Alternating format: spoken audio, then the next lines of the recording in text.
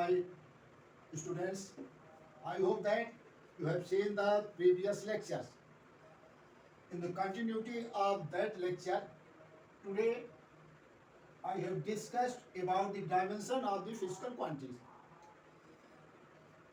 As we know that every derived quantity are the made in the term of the fundamental quantity.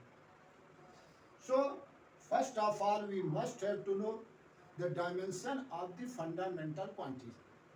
Remember the dimension, and by the formula or by the unit, we can find out the dimension of the derived quantity. As here we see that the fundamental quantity, dimension of length is L, dimension of mass is m, dimension of time is t, dimension of current is A, dimension of temperature is K, dimension of luminous intensity CD, candela, dimension of amount of substance is mole. These are the fundamental quantities, 7 quantities, and there are 2 supplementary quantities, angle and solid angle, having no dimension. Here you see that it is the star. What is meaning of star? In general, those quantities which has the unit, it will also have the dimension. But these 2 quantities are the exception. These 2 quantities having the unit radian as well as steradian. But these 2 quantities having no dimension. How? We will discuss later now. But you have to remember these 2 quantities, angle and solid angle, having unit but not dimension. Now proceed for the dimensional formula for the derived quantity or the dimension of the derived quantity. As we see that the speed is equal to distance upon time. Speed is written in term of the fundamental. And we have seen distance having the dimension L, length, and time dimension T. So it is written L T minus 1 in general notation given in the big bracket. So L T minus 1. Similarly, dimension of force, it is mass into acceleration. Mass into acceleration. Mass is the fundamental, but acceleration is not fundamental. We have to write down this acceleration in the term of fundamental. So acceleration is equal to velocity upon time. Again, velocity is not fundamental. So velocity is equal to displacement upon time. Here, the velocity, dimension of the displacement, it is the displacement. It is time. So dimension of the velocity, displacement L, and it is T, Lt minus 1. Here we see that dimension of velocity and speed is same. But what is the difference? Speed is the scalar quantity, whereas the velocity is the vector quantity. Question may ask, write down 2 quantities having the same dimension, what the nature different in nature. One is scalar, other is vector. And if velocity having the dimension Lt minus 1, then acceleration Lt minus 1 divided by T, that is Lt minus 2. So dimension of force is equal to dimension of mass dimension of isolation LT minus 2. On the basis of this example, we can define the dimension of any physical quantity.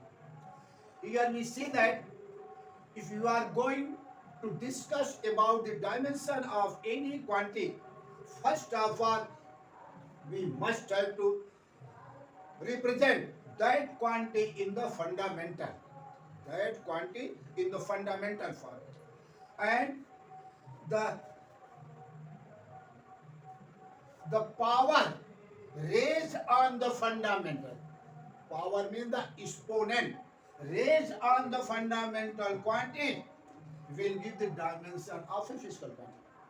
Here, the dimensional formula is given this much. For force is the 1 in mass, 1 in length, and minus 2 in time. If we put 1 power in mass, 1 power in length, and minus 2 power in time, certainly it will the force. Then what will be the definition? The dimension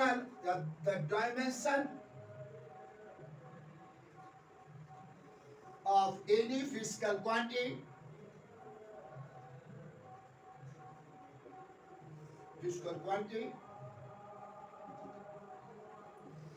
is the power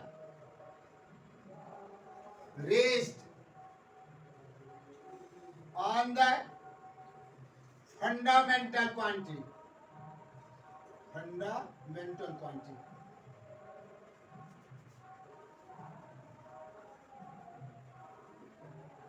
To represent that quantity.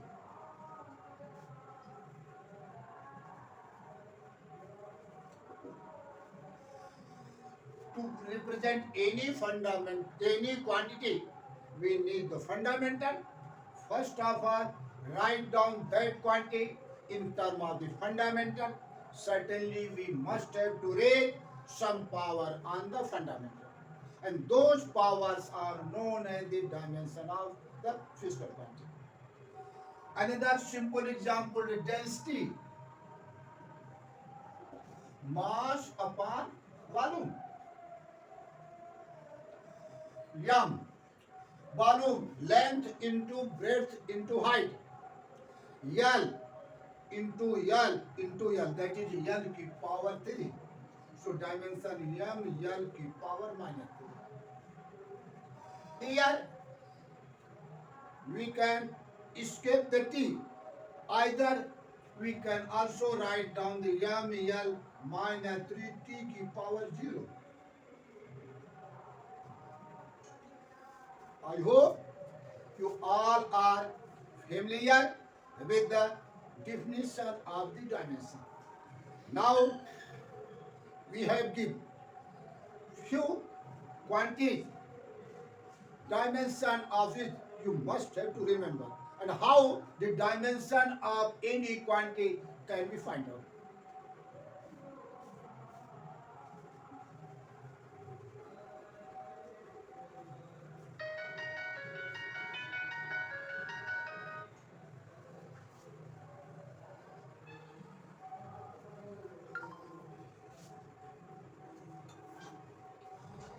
Important quantities. First, gravitational constant.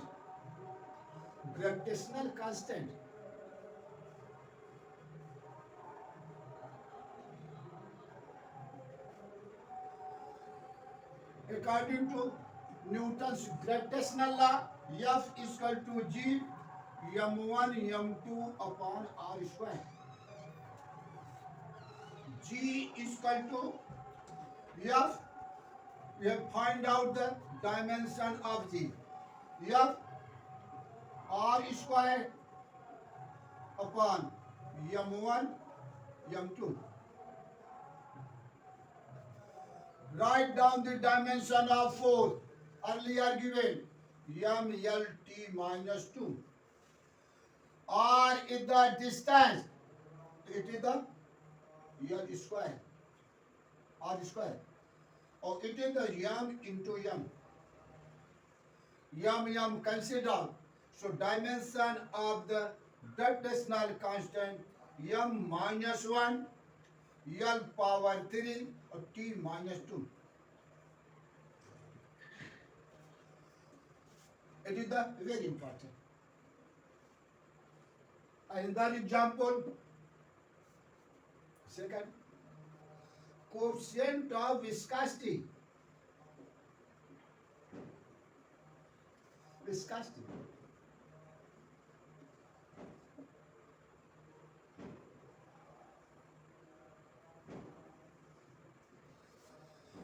Actually, this viscosity topic is in the fluid mechanics. But with the help of formula, we can find out the dimension of the viscosity, coefficient of viscosity. As any object placed on the another object and moves or try to move, a frictional force acting between the object, solid object. Similarly, if liquid is in motion and consider liquid are of the different layers, then their layers also opposes the relative motion, and that force is known as the viscous force. That F, viscous force F, is equal to a constant eta. It is the coefficient of viscosity, eta. Eta, it is the viscous force. A, area of the layer, and dV upon ds. dV is the velocity of the layer, ds is the separation between the layers. Since the layers are very close to each other, therefore velocity is dV and separation ds. Now eta is equal to F dx upon a dV. F, dimension of force, mlt minus 2 ds. It is the small distance, doesn't matter where it is the small or large, dimension is always L. Area, L square. Velocity, Lt minus 1. L cancelled out. Here, L and L cancelled out. So dimension M, L minus 1, T minus 1. L minus 1, T minus 1. These are the important quantity.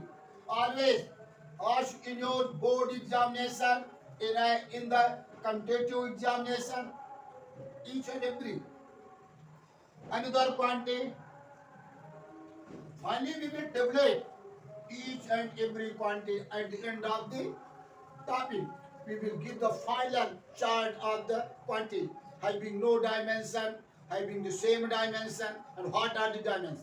Each and every quantity involved in the 11th class and involved in the 12th class also. Third, Planck constant.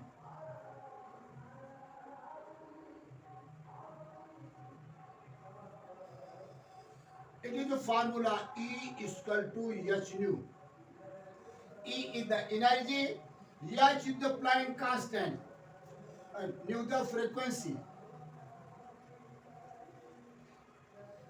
In the earlier classes, we know that frequency is the 1 upon time period. So dimension of frequency T minus 1. Now h is equal to E upon nu. E is the energy. Work is the form of energy. So work is equal to force into displacement. It is also energy. So mlt minus 2 into mlt minus 2 into L. So ml square T minus 2. M square T minus 2. It is the energy. So put the dimension of energy ml square t minus 2 or divided by dimension of the frequency t minus 1. T minus 1. So final it is the ml square t minus 1. And one example more. Angular momentum. Angular momentum.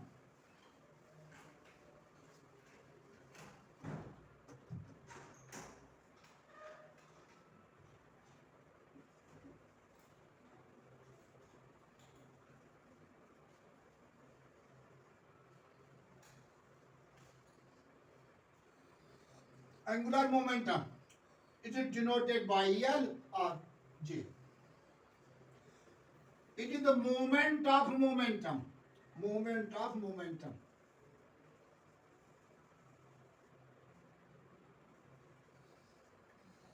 If you are going to take the moment of any quantity, you must have to multiply with the distance.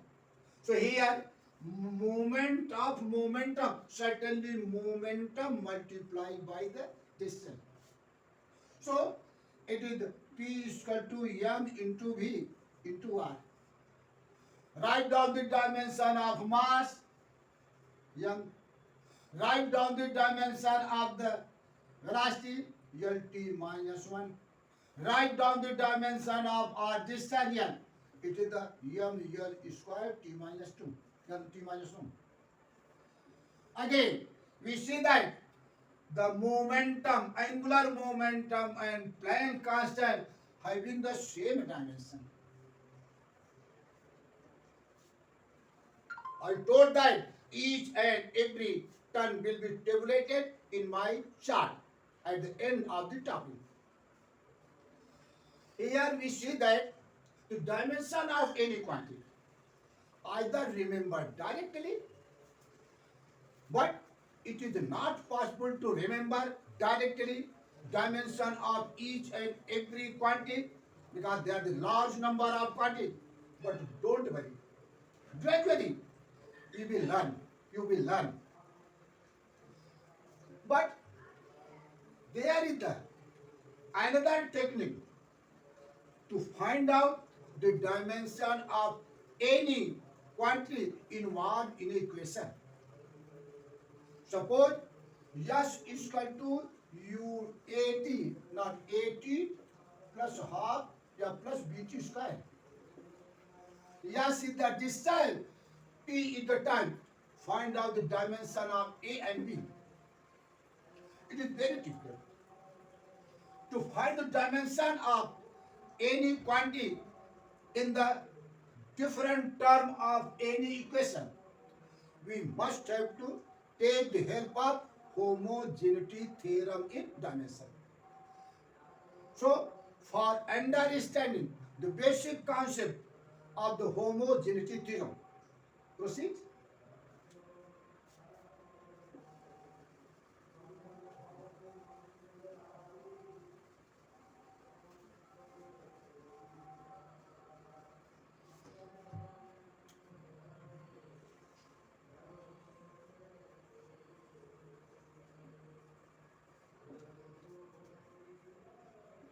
Homogeneity principle or theorem? Or theorem.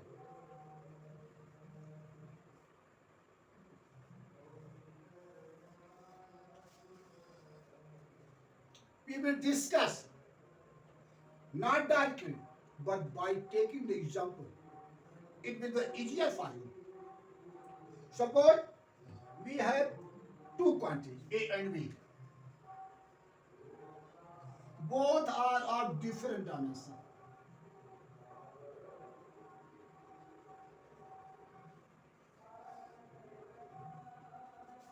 That A and B are of the different dimensions. I am asking you, the multiplication of both quantities are possible or not? Possible or not? Comment? Yes. It is possible because mass and acceleration are of different dimensions, but they can be multiplied. So it is the possible. Similarly, A upon B, it is also possible because different examples, mass upon volume density, distance upon time, speed, distance upon time, mass upon volume. Here, numerator and denominator are of the different dimensions, but it is possible. They can divide also. But third, A plus minus B. Is it possible? Answer will be no. Yani, what is the meaning? Two different dimensional quantities never be added or subtracted. If those quantities are added or subtracted with each other, certainly both must be of same dimension. Both must be of same dimension.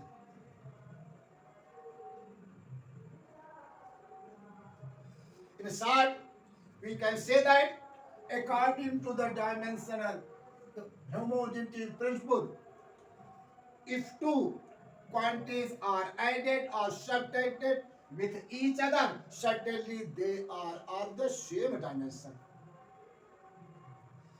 In any equation, for example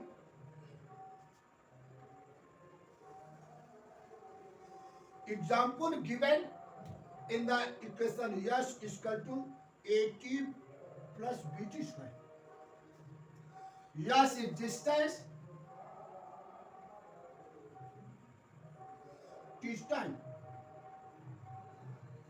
and AB dimension of A and B.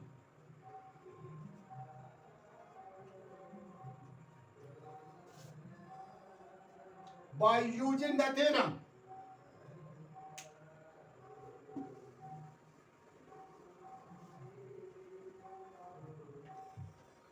S minus AT is equal to BT square.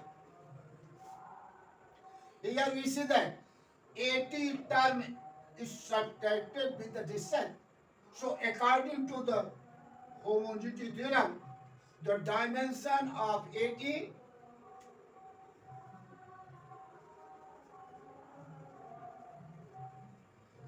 is equal to dimension of S. So dimension of A is equal to dimension of S divided by dimension of T.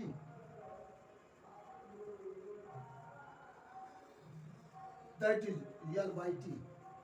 It is equal to LT minus 1. LT minus 1. That way we cannot find out. But by the using the homogeneity theorem, directly we can find out the dimension of the A. Similarly, we can find out the dimension of B. Dimension of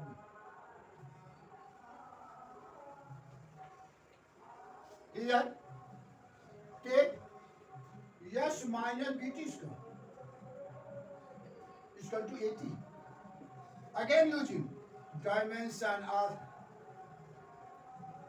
BT square is equal to dimension of to dimension of